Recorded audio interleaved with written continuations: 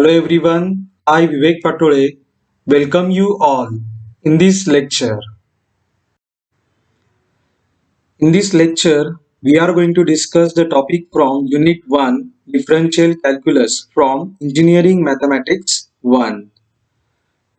So, topic is Lagrange's mean value theorem. What are the learning outcomes of this topic? After studying this topic, students are able to find most approximate root of the equation or most approximate solution of the equation f of x is equal to 0. They are also able to determine whether the given function is increasing, decreasing, or it is constant function. Okay, so let us go for stating this Lagrange's mean value theorem. It states that let f be a function from closed interval ab to r b. So there are two conditions. First one is that f must be continuous in the closed interval AB. Second condition is it must be derivable or differentiable in the open interval AB. Then there exists at least one point C belongs to open interval AB such that, okay, so first of all we will try to understand it graphically. So this is x-axis, y-axis. Then we have considered the 2 points capital A and B, which we have considered on the graph of the function AB. Here clearly we are observing this graph is not break anywhere, therefore it is continuous on closed interval AB. It is smooth everywhere, therefore it is derivable on the open interval AB. Now consider second AB or the chord AB. After considering this, as per this statement, there exists at least one point C belongs to AB. So for the present curve, we can find the 2 points, let's say C and C dash. Okay, so these are the points at which what happens if we obtain the tangent to the curve. Okay, so this point is C f of C, this point is C dash f of C dash. So at these 2 points, if we obtain tangent to the given curve, then these tangents, we are clearly observing they are parallel to the chord AB, right? So this is what geometrical interpretation of the LMVT. These tangents, they are parallel to the chord AB. So what is the algebraic interpretation? If we obtain the instantaneous slope at CF of C, okay, so it means to this tangent to the curve, so it will be say f dash of C. This one is the instantaneous slope, isn't it? So this will be equal to the average rate of change of this line segment AB or chord AB. So what will be its slope? So it can be obtained as f of B minus f of A divided by B minus A. So this instantaneous slope is equal to the average rate of change or the average slope, that is f dash of C is equal to f of B minus f of A divided by B minus A. This is Lagrange's mean value theorem. Now we will try to prove it using Rolle's mean value theorem. Okay. For that, consider the function phi of x is equal to f of x, which is the given function, plus ax, where x belongs to open close interval AB. Right. Now here we have considered this constant A. We are going to consider this constant A, or we want to determine this constant A such that phi of A is equal to phi of B. Now put x is equal to A in above expression, get phi of A. Put x equal to B in above expression, get phi of B. Equate both the values phi of A, phi of B, and simplify the expression for A. It will give us A is equal to minus f of B minus f of A divided by B minus A. See, under this condition we got value of the constant A as A is equal to f of B minus f of A divided by B minus A. Now if we discuss about the phi of x, then being a sum of two functions, two continuous and differentiable functions f of x and ax, this phi of x, it becomes continuous on closed interval ab, derivable on the open interval ab, and the third condition is which we have considered to get the value of a, which is phi of a is equal to phi of b. Now what happened here? This phi is satisfying all the three conditions of Rolle's mean value theorem, isn't it? And therefore, it is that Rolle's mean value theorem is applicable to the function phi, and which gives us there exists a number c belongs to open interval ab such that phi dash of c is equal to 0. Now, whatever phi of x we have considered, differentiated and get phi dash of x, it will be f dash of x plus a, right? Now, if we replace x by c, it will give us phi dash of c is equal to f dash of c plus a.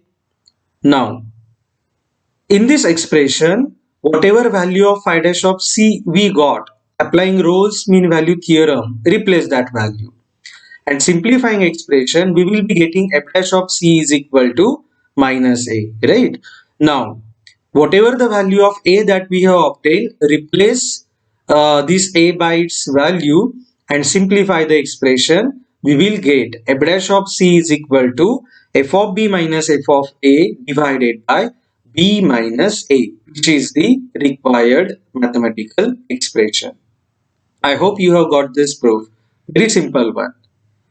So this is how we can obtain we can prove Lagrange's mean value theorem. Already we have discussed the geometrical interpretation, but here again we will mention it. So geometrical interpretation is the tangent to the curve at CF of C is parallel to the chord AB. Okay, that already we have seen. Now we are going to see the alternate statement for the Lagrange's mean value theorem, and actually that statement is useful in obtaining most approximate root to the given equation. So what is that alternate statement? Let's see. In this we are going to replace b by, okay, which b, the interval which we have considered close interval a comma b, that b we are going to replace by a plus h. So our new interval will be a comma a plus h, close interval a comma a plus h, and we are going to choose c from the open interval a comma a plus h. So obviously that c we have to consider it as c is equal to a plus theta h, where that theta will lies between 0 and 1. Then and only then this c will lies in the interval, open interval a comma a plus h. If we replace this c a plus theta h in the LMVT mathematical expression, and if we simplify it further, it will give us f of a plus h is equal to f of a plus h into f dash of a plus theta h, right? This one is very simple. We just replace c by a plus theta h, isn't it?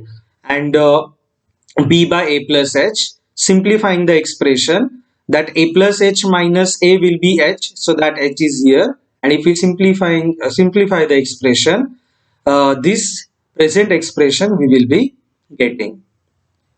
Now, how we can make use of this statement to find the approximate root? For that, we will consider this a plus h be the approximate root of the equation f of x is equal to 0. Obviously, then then this right hand side will be equal to 0. So we will be getting f of a plus h into f dash of a plus theta h is equal to 0, as f of a plus a plus h is the exact root of the equation f of x equal to 0, right? But this a plus theta h and a, okay, they are very close to each other, because of which f dash of a and f dash of a plus theta h will have approximately same values, isn't it? And therefore we replace this f dash of a plus theta h by f dash of a, using which we will be getting approximate value of h as minus times f of a divided by f dash of a. So using this value of h and the guess value or the beginning value as the lower limit a, we can obtain the most approximate root to the equation f of x is equal to 0, isn't it? So this is how we can obtain the most approximate root to the given equation f of x is equal to 0 using LMVT, that is Lagrange's mean value theorem. Nice thing. Okay, now we will move on to the application of this LMVT for sign of derivative. For this, we will consider our LMVT in the interval x1 comma x2, isn't it, such that x1 is strictly less than x2. Okay, and we will obtain a mathematical expression of LMVT on this interval. It will be like this: f of x2 minus f of x1 is equal to x2 minus x1 into f dash of c.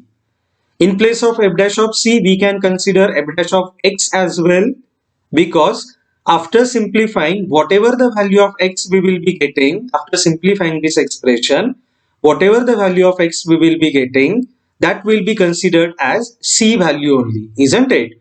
So to this f dash of c, alternately we can write f dash of x as well, isn't it? Now, first thing, if f dash of x is equal to 0 for every x belongs to the open interval x1 comma x2, then what this expression 1 becomes? The right hand side of this expression 1, it becomes 0, and simplifying that expression, we will be getting f of x1 is equal to f of x2. F of x1 is equal to f of x2 for all x belongs to the interval x1 comma x2. So what does this implies? At each x belongs to x1 comma x2, value of the function is same, and that will be true only in case of the constant function. So what does this implies? F is constant, right? Now we will consider next. Second, if f dash of x is strictly greater than 0. Okay. Now you take this x2 minus x1 to the LHS, and then you replace f dash of x by strictly greater than 0 sign. Then what we will be getting? F of x2 minus f of x1 divided by x2 minus x1 is strictly greater than 0. Right, and then take x2 minus x1 to the RHS, then we left with f of x2 minus f of x1 is strictly greater than 0, and simplifying it, we will have the expression f of x1 is strictly less than f of x2 for x1 less than x2. Means what? When x values are increasing, f of x values are also increasing. That is, what does this implies? This implies function f is strictly increasing function. I hope you have got this. In same way, now we will consider the third case. What is third case? Can you guess that? So third case would be if f dash of x is strictly less than 0 for every x belongs to x1 comma x2, then that 1 becomes, if we do what we did in the second case in same way, then we will get f of x1 is strictly greater than f of x2 for x1 strictly less than x2. Means when x values are increasing, f of x values are decreasing, isn't it? And what does this implies? This implies function f of x is strictly decreasing function. Okay, so this is the application of LMVT for sign of derivative, and this is also very helpful in proving the expressions, different expressions. Now there is one more property. If we consider capital M star and small m star as the maximum and minimum of f dash of x in open interval AB, then you just replace these values, capital M star, okay, capital M star and small m star in the mathematical expression of LMVT, certainly you will get this expression, very simple one, that small m star into b minus a is strictly less than f of b minus f of a is strictly less than b minus a into capital M star. So this is the property.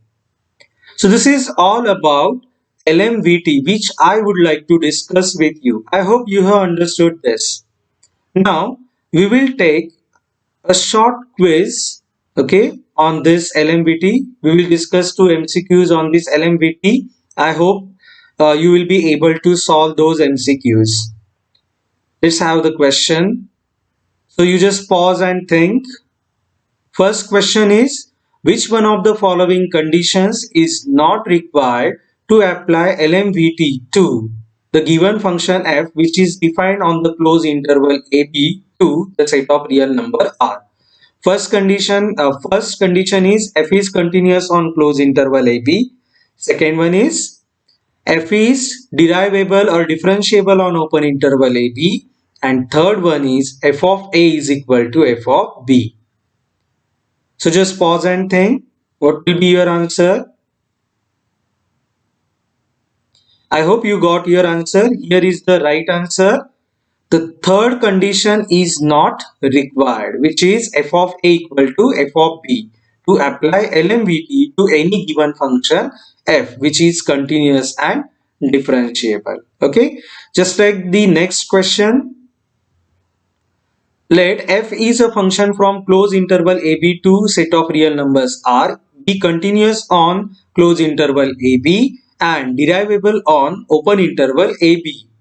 Also, f dash of x is equal to 0 for every x belongs to x1 comma x2, open interval x1 comma x2. Then f of x is strictly increasing. Second option is f of x is constant, and third option is f of x is strictly decreasing. So pause and think. Try to guess the right answer. I hope you have got the answer, and here is the correct answer.